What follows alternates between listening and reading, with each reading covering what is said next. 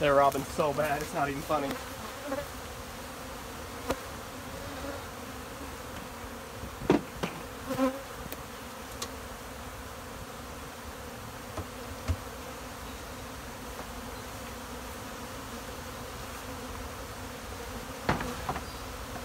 Anything, any semblance of wax, honey, smells like a beehive, man, they're just all over it. It's a real problem with late season.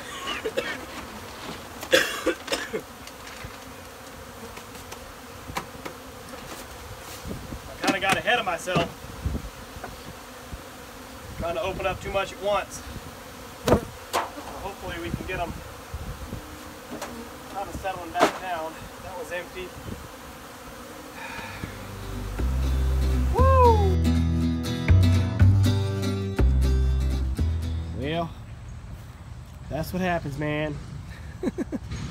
It's just way too gooey here. I tried to, I saw the puddle, I thought, well, I don't know. So I'll put it in 4-wheel drive before I even try. And I tried to drive around the puddle, just not happening. Big part of that's my fault. Back tires are pretty slick, but that's just general. Your heavy front end diesels, you know. I didn't want to push it too hard. You can see I'm not really stuck, but I was spinning all 4 tires, and I didn't want to bury it and make it any worse than it already was. So this ground, man, I walked around back of the tailgate, and I was just sinking in, just walking. You know, I wish I'd brought boots. I didn't even think about it. I knew we've had rain, but I forgot about this little low spot here. Or I probably wouldn't even came down here today. The bees are further up here, so they're high and dry.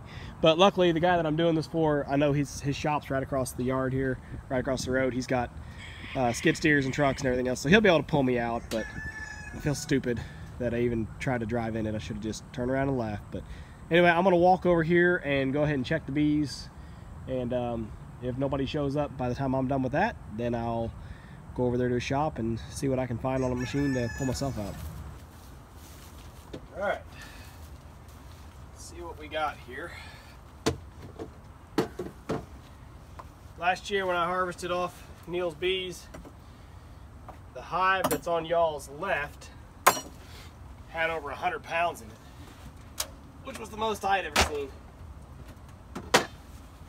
Neil challenges the minimalist beekeeper more than I do.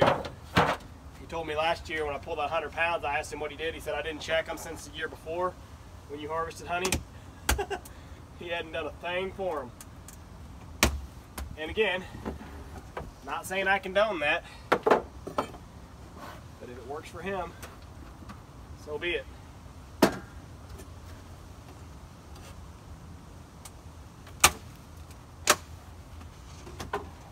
That one's empty.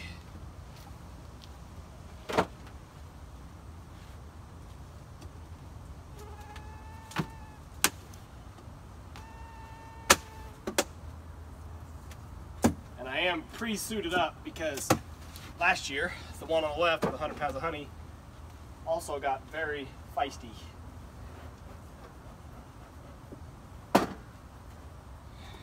We have to be careful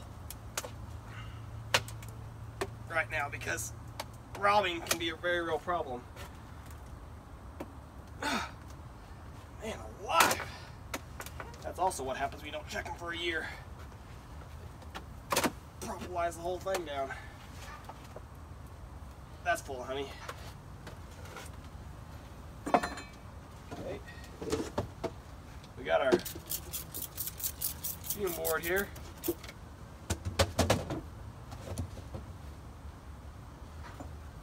See if they respect that at all.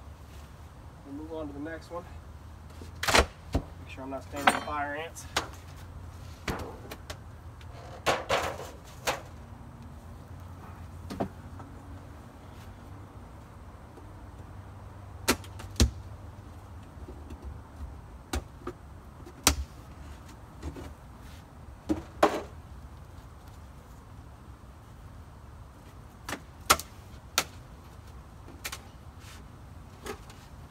Hive is strong.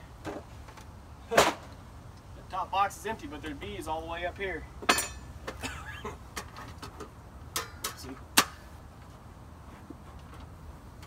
That's a good sign.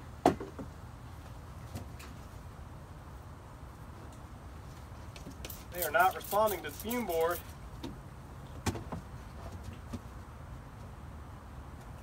there's no sun hitting on it.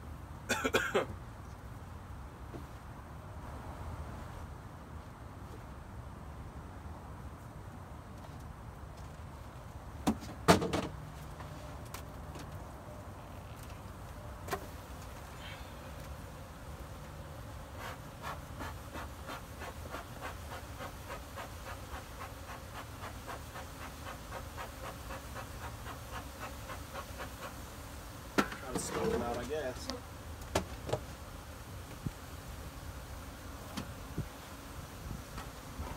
Oh, yay. This one shows honeycombs and it's deep. Oh, it's empty. Well, not totally empty. It's got something in there. Oh, Neil.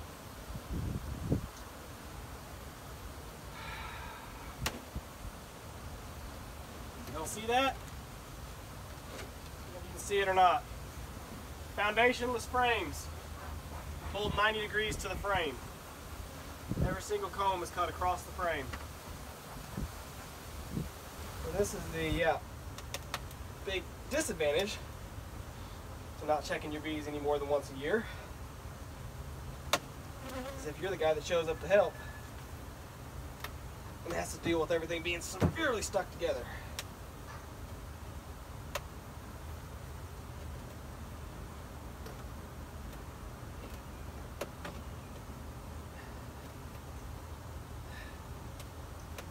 You have to go through every single box frame by frame because they won't respond to the swarm or the bee or honey robber for some reason.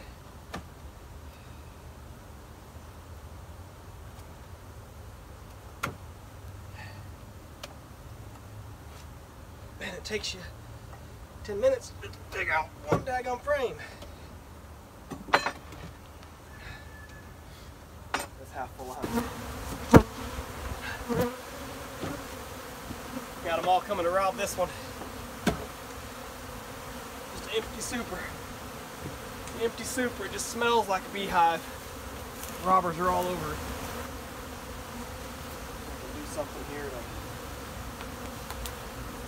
to slow the robbing a bit. I'd like to.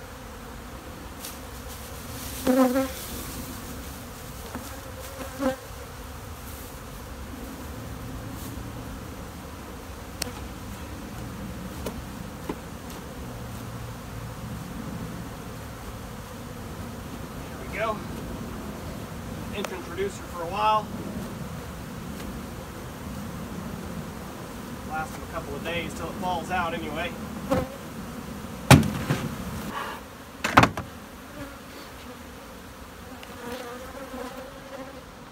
Alright, that's it. We're going to pull up here to the gate where we're away from some of this madness. Get them strapped down and head home. Alright, so we just got set up over at the in-laws shop. See our little honey cleaning setup here, extracting setup, boxes, uncapping tank, extractor. Same little setup we normally do. New location, kind of gets you thrown off on getting everything organized, but I'm just now getting started. We've got all our buckets and everything washed, so I'm just now getting started uncapping. Figured I'll let you all come along on that ride for a little bit. Not that it's all that exciting anymore, but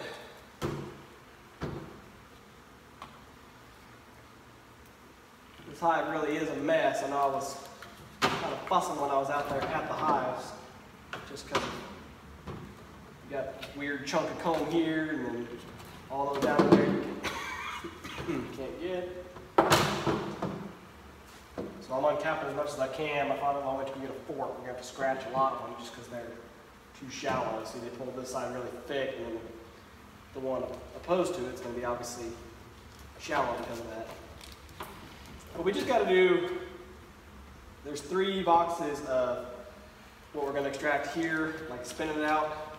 And then there's the one box that is all the cross comb that we're going to turn into, some of it we're going to do cut comb, and some of it we're going to just go ahead and crush and strain. He said he just wanted some cut comb just as the novelty idea, see if people wanted it.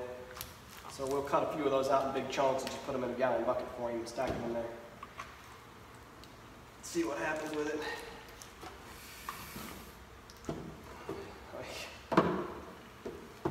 Ain't gonna be a whole lot going through the extractor out of this box. It's gonna all end up crushing strain in the bottom of this uncapping tank, I'm afraid. They did a lot of this as what I call face comb, which means they don't really attach it all the way to the foundation because they don't like that plastic foundation from what I've seen. So you got a bunch of goofy combs that are kind of hanging out off the face of the foundation. I don't know if you guys can see that or not. Big gap behind it. Alright, there's my fork coming back in. Okay, that's enough on that, y'all get the idea. So I just wanted to show you guys this one more time. These cross-combed honeycombs, if I can. Pull my phone out of the deal. So you see, this is why I caution people in the classes that I teach. As a beginner, don't just throw on a box full of empty frames if you don't know what you're doing. This guy did it just because he thought the hive needed a box and all he had was a box of empty frames. He didn't have any foundation. So he just went with it, threw it on there. And this is what he got. Pulled all sorts of curves and crooked and messy. I mean, that's not good. You cannot work in a box like that. For the sake of harvesting this honey, we're going to reach in there with a fillet knife and just try to cut those pieces out as much as we can in big chunks.